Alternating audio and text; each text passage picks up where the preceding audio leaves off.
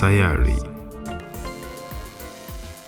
Wapendwa, karibuni sana Sayari Production, na nashukuru Mungu kwa nafasi hii kukutana na wadau marafiki ambao tumeibuka na wazo msingi kuhusiana na masuala ya michezo.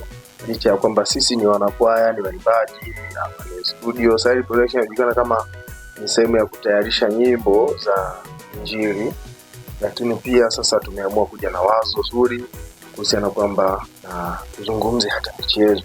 Si kwamba tubaki kwenye mambo ya kuimba tu, lakini katika kuimba tuna maisha ambayo ni ya kawaida tunaishi, tunapenda vitu vingine nje ya kuimba, ndio kama hivyo mpira. So katika mpira tunazungumza, mtawashuhudia watani wa jadi Simba na Yanga, lakini pia mtashuhudia kuhusu michezo kwa ujumla, timu zetu za taifa zinazofanya vizuri, mambo ya under 17 huko, under 20 wanawake pia wameenda World Cup.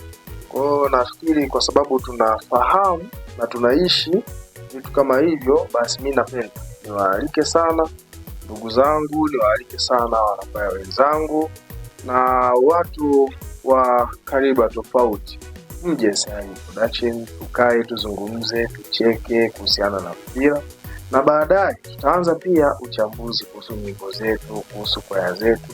Vyote hivi tutaingia kwenye mpira. Hapa tunaweza tusiwe wachambuzi kwa sababu hatuna taaluma hiyo ya masuala ya kuchambua mpira, ila tunazungumza ushabiki. Lakini katika kwaya tutazungumza uchambuzi.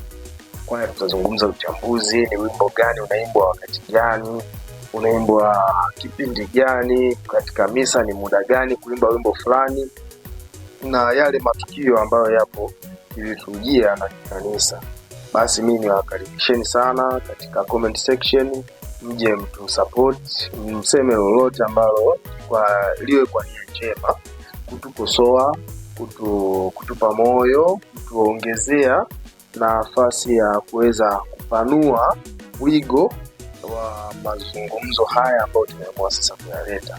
Lakini haimaanishi kwamba Sayari Production imeacha kutengeneza nyimbo tutaendelea, watunzi watakuwa wanakuja hapa na wenyewe watazungumza michezo, watafunga nyimbo zao, tutatoa audios, tutatoa videos. Kwa hiyo naendelee kuwakaribisha sana, mjisikie mpo sehemu ambayo ni sahihi. Tumsifu Yesu Kristo.